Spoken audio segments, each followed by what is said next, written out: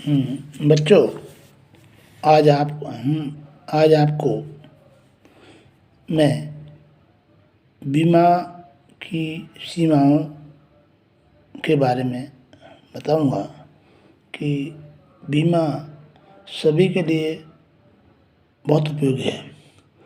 फिर भी अनेक ऐसी सीमाएं हैं जिनके कारण से वंचित लाभ नहीं मिल पाता, और वो सीमाएं निम्न प्रकार से हैं।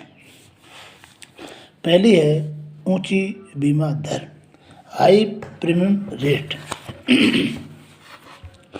कई लोग बीमा का लाभ देश नहीं उठा पाते। इसका मुख्य कारण है कि बीमा दर ऊंची होती हैं। हमारे देश में जीवन बीमा के प्रति लोगों का कोई विशेष रुचि नहीं है, क्योंकि बीमा प्रीमियम की दरें बहुत ऊंची होती हैं। लोग की औसतन उम्र बढ़ाने के बावजूद बीमा दरों में 2 दशक से कोई भी विशेष कमी नहीं आई। तो कहने का मतलब है, जो लोग समृद्धशाली होते हैं वही बीमा का उपयोग कर पाते हैं, क्योंकि आम आदमी के पास में पैसा नहीं है और वो इसकी वजह से बीमा नहीं करा पाता। दूसरा है ऊंची संचालन लागत, हाई ऑपरेशन कॉस्ट। बीमा कंपनियों के संचालन लागत बहुत ऊंची होती है। बीमा कंपनियों का प्रीमियम 20% भाग तो अपने संचालन पर खर्च कर देता है। इसमें बीमा कंपनी ऊंची रखनी पड़ती हैं। लोग अनेक बीमा का लाभ नहीं उठा पाते। ऊंची संचालन लागत 20% जो है बीमा कंपनी अपने संचालन पर खर्च करती है।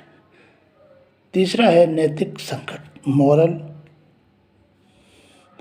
बीमा की असफलता में एक महत्वपूर्ण कारण है नैतिक संकट।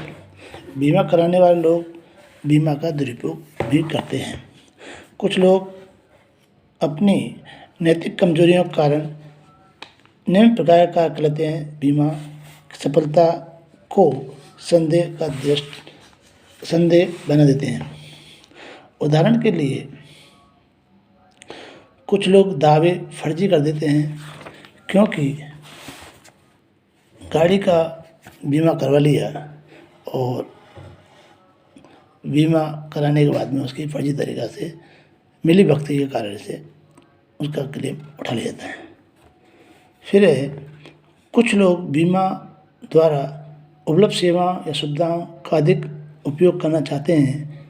उदाहरण के लिए कुछ लोग आवश्यकता से अधिक समय पर अस्पताल में रुककर इलाज करवाना चाहते हैं, तो क्योंकि बीमा कंपनी उनका भुगतान कर रही है। क्योंकि कमी बाजार मार्केट में जो हॉस्पिटल बीमा कंपनी से संबंधित है, वे अधिक समय तक रोककर इलाज करते हैं ताकि उनको लाभ मिल जाए। कुछ लोग अपनी सेवाएं के लिए अत्यधिक परिश्रम वसूल करते हैं। बीमा कंपनी पर भार बनते हैं।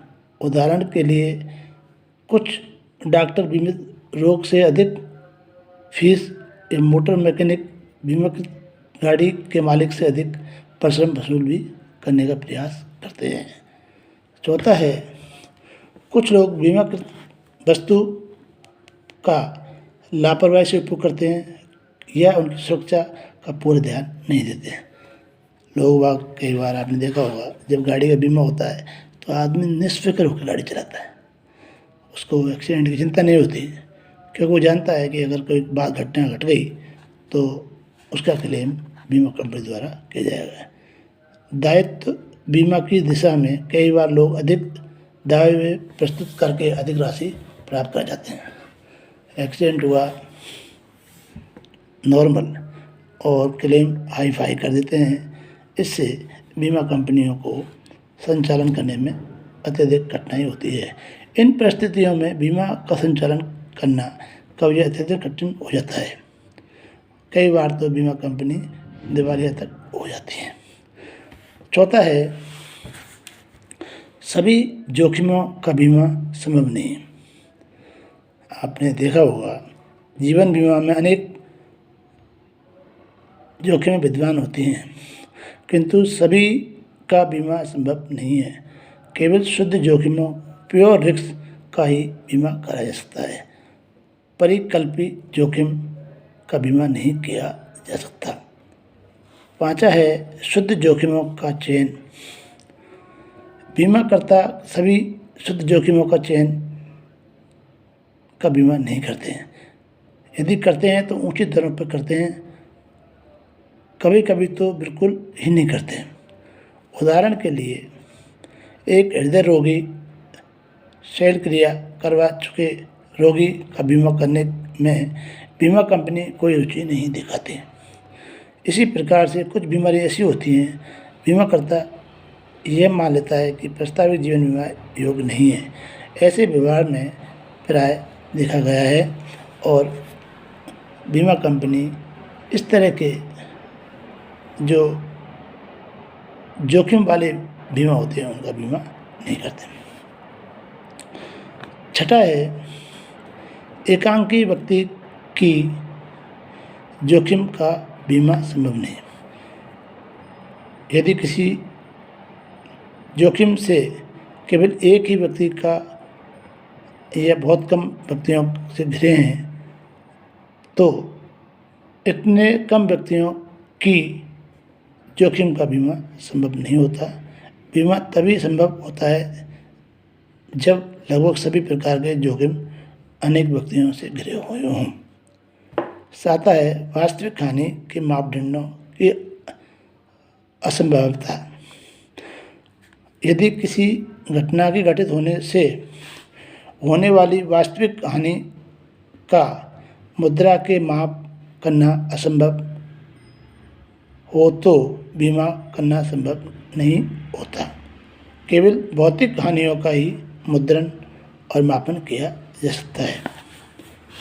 फिर है, आठवां है, कुछ प्रकार की जोखिमों का बीमा निजी बीमाकर्ता द्वारा नहीं किया जा सकता। कुछ ऐसे बीमा होते हैं जिनका निजी बीमाकर्ता बीमा नहीं करते, जैसे विशिष्ट प्रकार के जोखिमों का बीमा नहीं करते। उदाहरण के लिए बीमा,